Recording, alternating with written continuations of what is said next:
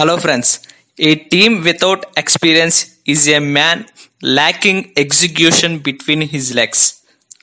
అలాగే జరిగింది ఈ రోజు Kings 11 Punjab and Delhi Capitals match.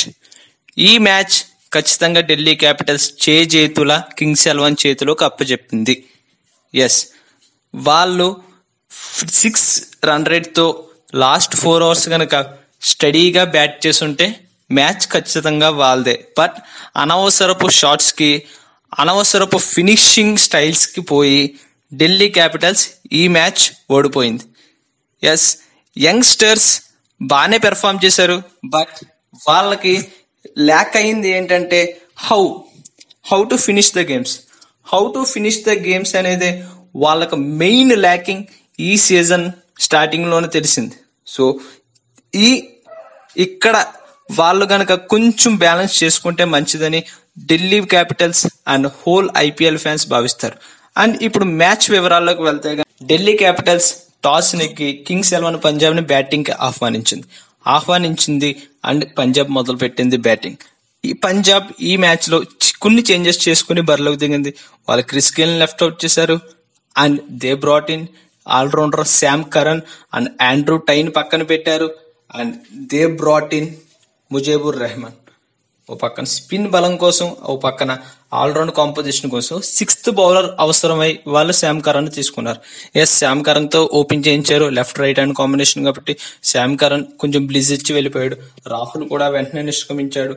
So ఇది స్టార్టింగ్ లో బౌలర్స్ అనుకూలిస్తుంది అనుకున్నాం, అలాగే పెర్ఫార్మెన్స్ చేశారు. And next Sarfaraz Khan and Miller వాళ్ళ ఇద్దరి మధ్య చేసిన 50 పార్ట్నర్షిప్ పంజాబ్ కి కొంచెం హెల్ప్ఫుల్ అయింది. తర్వాత సర్ఫరాజ్ ఖాన్ అవుట్ అయిన తర్వాత కూడా మిల్లర్ తను 43 రన్స్ చేశాడు మందీప్ సింగ్ తో కలిసి. తర్వాత వికెట్స్ అన్ని టంబుల్ అయ్యాయి. అక్కడే మనం అనుకున్న లోవర్ ది మిడిల్ పార్ట్ అనేది అక్కడే పంజాబ్ కు మళ్ళీ ల్యాక్ అయింది. సో మందీప్ సింగ్ అలా డీసెంట్ పెర్ఫార్మెన్స్ చేసుకుంటూ పంజాబ్ కి 166 runs, respectable total on this pitch. Because second లో కొంచెం బ్యాటింగ్ సహకరించిన, లైట్ గా స్పిన్ కి సహకరించవచ్చు, బట్ డ్యూ ఉండడం వల్ల స్పిన్నర్స్ కి అంత గ్రిప్ లేదు. కానీ కొంచెం గ్రిప్ సాధిస్తే కనుక ఖచ్చితంగా స్పిన్ బాల్ తిరుగుద్దని అనుకున్నట్లుగానే ఢిల్లీ క్యాపిటల్స్ బ్యాటింగ్ వచ్చింది. 167 రన్స్ ఆడ్ డీసెంట్ టార్గెట్ తో.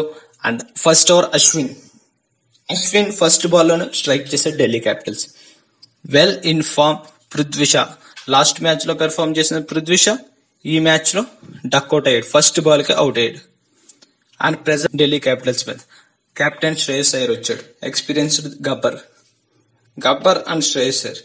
వీళ్ళిద్దరూ టీమ్ ని స్ట్రైక్ రొటేట్ చేసుకుంటూ నెమ్మదిగా అలా ముందుకు తీసుకెళ్తూ వెళ్లారు. వాళ్ళు 60 రన్స్ పార్ట్నర్షిప్ చేశారు సెకండ్ వికెట్ కి. 60 runs is a decent partnership. And వెంటనే బౌండరీస్ మీద బౌండరీస్ పడుతున్నా సరే వాళ్ళు ఇంకా బౌండరీస్ కి ట్రై చేసి శ్రేయస్ అయ్యర్ కెప్టెన్ అవుట్ అయిపోయాడు. హార్డెస్ట్ బౌలింగ్ లో శ్రేయస్ అయ్యర్ అవుట్ అయిన తర్వాత రిషబ్ పంట్ అండ్ శిఖర్ ధావన్ ఇద్దరు కలిసి 20 odd రన్స్ పార్ట్నర్షిప్ తర్వాత వెంకో స్ట్రైక్. ఇక్కడ చూస్తే కనుక మనకి షార్ట్ గ్యాప్స్ లోనే స్ట్రైక్స్ వచ్చే వెంటనే 2 వికెట్స్ కోల్పోయారు. అండ్ నెక్స్ట్ ఎక్స్పీరియన్స్డ్ కొలన్ ఇంగ్రామ్ వచ్చాడు. కొలన్ ఇంగ్రామ్ అండ్ రిషబ్ పంట్ వీళ్ళిద్దరూ టీం మ్యాచ్ ని ఖచ్చితంగా కంప్లీట్ చేసేస్తారు అనుకుంటాం. బికాస్ 144 రన్స్ వరకు వీళ్ళు 16 hours వరకు అలా నిలబడే ఉన్నారు క్రీజ్ లో. అటుపక్క కొడుతూనే ఇటుపక్క స్ట్రైక్ రొటేట్ చేస్తూ ఖచ్చితంగా మ్యాచ్ ఢిల్లీ క్యాపిటల్స్ దే అనుకుని చాలా మంది కూడా ఫిక్స్ అయ్యి పడుకున్నారు. అక్కడే ఆ ఓవర్లో టర్న్ అయింది మొత్తం. Mohammed Shami last 4 hours they need 27 odd runs.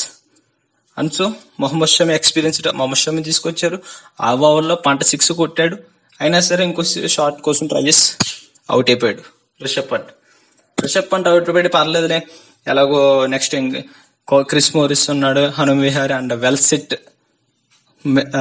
Well set batsmen Ingram ఉన్నాడు కాబట్టి ఖచ్చితంగా పని అయిపోద్ది అనుకున్నారు. బట్ క్రిస్ మోరిస్ వచ్చాడు, ఫస్ట్ బాలే అనవసరపు రన్ కోసం ట్రై చేసి డైరెక్ట్ హిట్, అశ్విన్ అవుట్. అక్కడ టంబుల్ అనేది మొదలైపోయింది. 144 రన్స్ దగ్గర 4th and 5th వికెట్ పడిపోయింది. తర్వాత నెక్స్ట్ ఓవర్ లో శామ్ కరణ్ వచ్చాడు. శామ్ కరణ్ ఓవర్ లోనే కొలన్ ఇంగ్రామ్ కూడా ఒక భారీ హిట్ కోసం ట్రై చేసి తను అవుట్ అయిపోయాడు. అదే ఆ పాయింట్ లోనే చూస్తే ఎక్స్పీరియన్స్ అనేది లేకండి, ఎందుకంటే వాళ్ళకి 6.3 రన్స్ సరిపోతాయి. వాళ్ళు జస్ట్ నాక్ చేసి సింగిల్స్ టూడిస్ చేస్తే కనుక లాస్ట్ ఓవర్ లో ఎలాగో 10-15 రన్స్ ఖచ్చితంగా సెట్ బ్యాట్స్మెన్ కాబట్టి కంప్లీట్ అవ్వచ్చు. ఆ ల్యాక్ ఆఫ్ ఎక్స్పీరియన్స్ వల్లే వాళ్ళు అక్కడ ఫెయిల్ అయ్యారు. శ్యామ్ కరణ్ మళ్ళీ స్ట్రైక్ చేశాడు. అదే ఓవర్ లో ఇంకో వికెట్ తీసుకుని వాళ్ళకి అస్సలు కోలుకోలేని దెబ్బే కొట్టాడని చెప్పాలి. 147 దగ్గర 6th వికెట్, 148 దగ్గర 7th వికెట్, 144 నుంచి వాళ్ళ స్ట్రీక్ అనేది మొదలైపోయింది. ఇంకా తర్వాత మళ్ళీ షమి హను విహారీ ఉన్నాడు. ఇంకా హను విహారీ తను వెంటనే వచ్చాడు కాబట్టి, అప్పుడు వచ్చిన బ్యాట్స్మెన్ కష్టం కాబట్టి తను కూడా వెంటనే వెళ్ళిపోయాడు. సో ఇంకా గేమ్ క్లోజ్ అయిపోయింది. బికాస్ ఇంకెవరున్నారు, bowlers Rabada and Sandeep Lamichhane, వాళ్ళిద్దరు ఏం చేయగలరు ఇంకా. సో వాళ్ళు కూడా శ్యామ్ కరణ్ హ్యాట్రిక్ తీసుకున్నాడు ఈ మ్యాచ్ లో. ఐపీఎల్ లో మనకు ఫస్ట్ హ్యాట్రిక్ నమోదైంది. అండ్ శ్యామ్ కరణ్ కూడా ఐపీఎల్ లో తను బెస్ట్ పెర్ఫార్మెన్స్ చేశాడు. 2.2 overs లో 4 wickets for 11 runs, match winning performance. And Ashwin కూడా best performance, 2 for 31, Shami 2 for 27. వాళ్ళ కిచెన్ జోన్ లో వాళ్ళు పెర్ఫార్మెన్స్ చేసి కింగ్స్ 11 పంజాబ్ కి మంచి 14 runs తేడాతో విన్ అందించారు. అసలు విన్ లోనే లేదు పంజాబ్, అటువంటిది విన్ వెతికి ఇలా స్ట్రైక్ చేస్తే ఎలా వస్తుంది, అక్కడే ఎక్స్పీరియన్స్ అనేది కనిపిస్తుంది అశ్విన్ నుంచి. తన కెప్టెన్సీ స్కిల్స్ కూడా మంచి మెరుగ్గా పనిచేయడంతో పంజాబ్ నెగ్గింది. సో ఇక్కడ ఢిల్లీ ఏం ల్యాక్ అవుతుందో వాళ్ళు ఈ మ్యాచ్ లో అన్నా తెలుసుకుని, లాస్ట్ మ్యాచ్ లో కేకేఆర్ తో కూడా అలాగే చేశారు, ఇప్పుడు అలాగే చేశారు. అది సూపర్ ఓవర్ లో అలా కలిసి వచ్చింది, బట్ ఇప్పుడు సూపర్ ఓవర్ లేదు, ఓడిపోయారు. సో ఎర్లీ స్టేజ్ లోనే దెబ్బ తగిలింది కాబట్టి ఇప్పుడు నేర్చుకుని ఖచ్చితంగా ఫర్దర్ మ్యాచెస్ లో వాళ్ళు బాగా పెర్ఫామ్ చేయాలని కోరుకుంటున్నాం. And me views on this game Delhi and Punjab కింద కామెంట్ చేయండి. And for more updates on cricket and IPL 2019, do subscribe. Thank you.